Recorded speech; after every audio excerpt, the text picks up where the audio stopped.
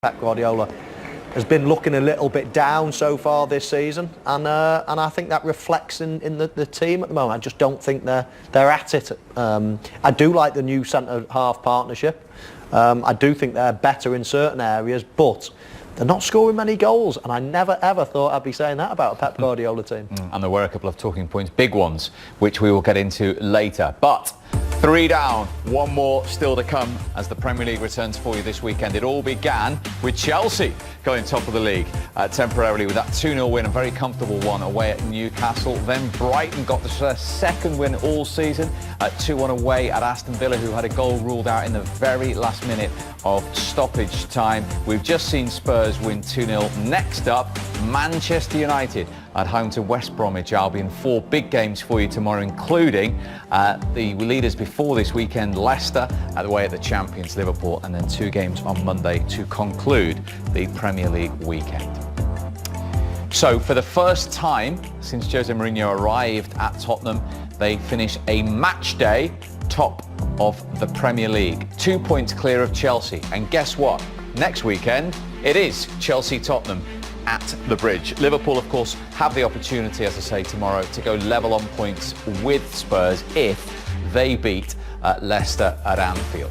City, incidentally, 12 points from their 8 games in 10th. You'll go to bed top of the table. What about the performance that got you there? Yeah, fantastic performance. We knew it was obviously going to be a tough game. Man City are a great team, used the ball really well. But yeah, we had a game plan to defend as a unit in that kind of mid-block. Obviously sometimes it went into a low block, but I thought everyone worked their socks off today. And then yeah, we took our chances. Obviously Sonny with a great finish early on, and then we knew that in the second half that the chances would be available. Thankfully we took one towards the end. With that game plan then, does that early goal just set it up perfectly for you? I think so. I think obviously we knew if I was going to drop deep, maybe the centre halves would come quite tight, and then Sonny and Stevie could run in behind, and obviously that was the perfect example for the first goal. And then yeah, like I said, we probably defended a little bit too deep than what we liked. We spoke at half time to maybe push up the pitch a little bit more, kind of in that mid block, and then take our chances on the counter attack, and we've done that. Tim, you know him well, he hasn't scored, but what about his all-round performance today? Yeah, he worked hard for the team. That was a great indication that Jose Mourinho has brainwashed this group of players. He's talking mid-blocks. I've never heard him come out of his mouth mid-block, but they bought into the philosophy of Jose Mourinho. Would you like to explain mid-block to us? Mid-block means defend deep, counter-attack when you can, but just no gaps, no spaces in between, and they didn't have any spaces. They had a lot of shots from outside the box, but they never had many clear-cut chances. We're talking about a side with the firepower of Man City. Jose has brainwashed this group of players to believe in, and you know what helps? Winning football matches. And when they look at the table, when they're top of the league, the fans wouldn't like it. You know, they're benefiting because the fans are not in the stadium. Well, they'd like it at the top of the league, surely. Absolutely. That's the only way they like it. It's fine margins. They could have easily lost that football match, and everyone over social media, all the fans around the world saying, not good enough. Why doesn't he play on the front foot like Pochettino? Don't care. All you need to worry about is winning football matches, picking up that trophy, Hugo Lloris going at the end of the season, lifting the trophy, and on the back of your medal, last time I checked on mine, it didn't say, oh, by the way, you were very poor in 10 games. No, nothing. Just show it to your grandkids. That's what it is. We're all rich. All them players, they're rich. Harry Kane realises he don't have to work again. He needs to show them a medal. That's what he wants. All these players need to win things. Tottenham has been too long not winning trophies. They need to start winning, and Jose is showing them the way. Might not be pretty, but who cares? Well, it's 29 games before we can think of Hugo Lloris lifting a trophy. A long, long time to go in the Premier League season. But you said beforehand, it's that kind of season. Have they laid down another marker to help you believe that would be possible? They certainly have. I mean, it's open. That's really opened things up. Of course, Tottenham was ahead of Manchester City anyway, but before the game, Manchester City was still the favourites to win the Premier League. Now that has opened things right up. The top 4 teams, all of those can win the league.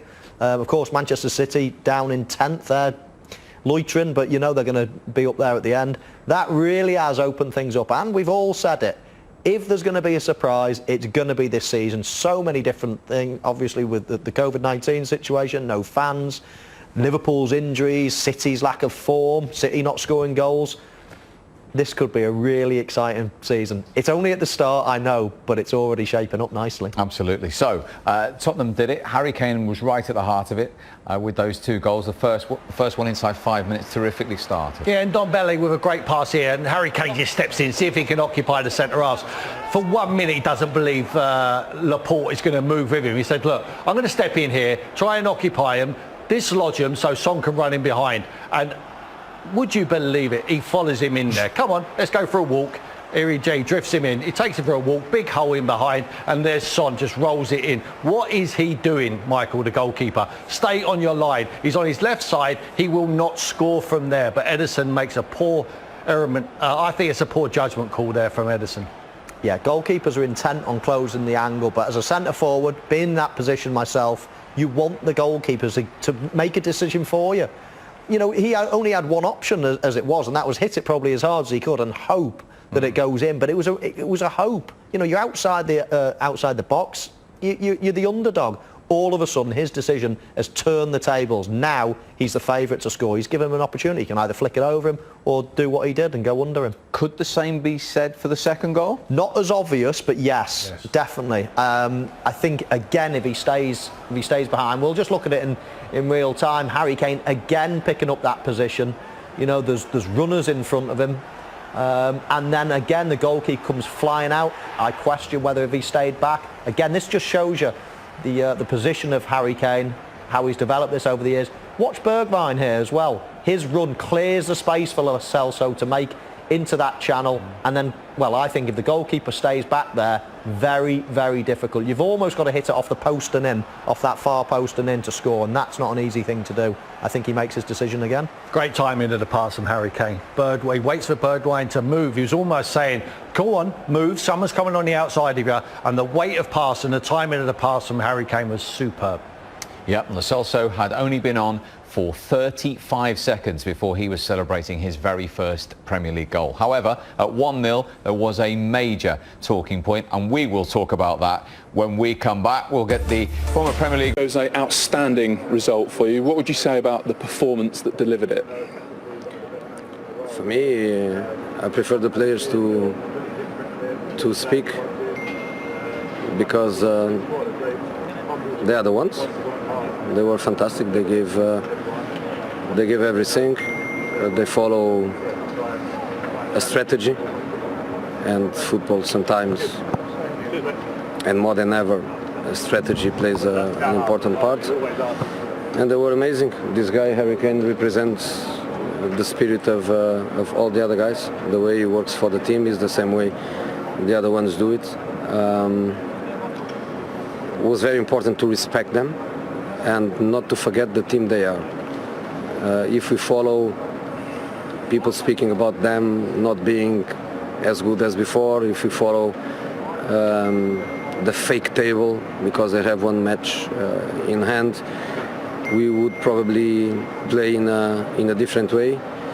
But against these guys, we all know how pep teams are and the quality of the players.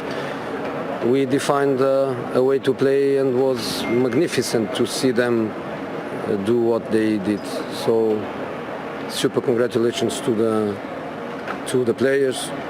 I think the referee team was really, really good too. And City is a fantastic team that lost against a team that strategically was very good, but City is still City. Well, Jose Mourinho said the refereeing team were really, really good. He's obviously referring at 1-0 to the goal that City had chalked off because Aymeric Laporte thought they'd equalised.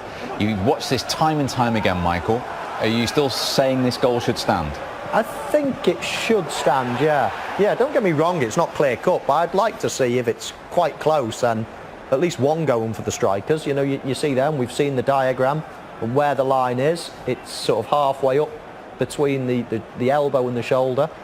And even Mike Dean comes onto the pitch later on and actually points to where it is. And if he's pointing to the accurate place, which you would assume he would be, then that would tell me that it's probably in a legal area, let's say. So I'm surprised it's been disallowed. Tim? When I first saw it, I thought it hit him on the forearm, you know, just above his, or like above his wrist. But when I look at it again, I think it hits him. He almost leans. Jesus leans into it and it hits him under the armpit. You know, I think he's very unfortunate to be ruled out.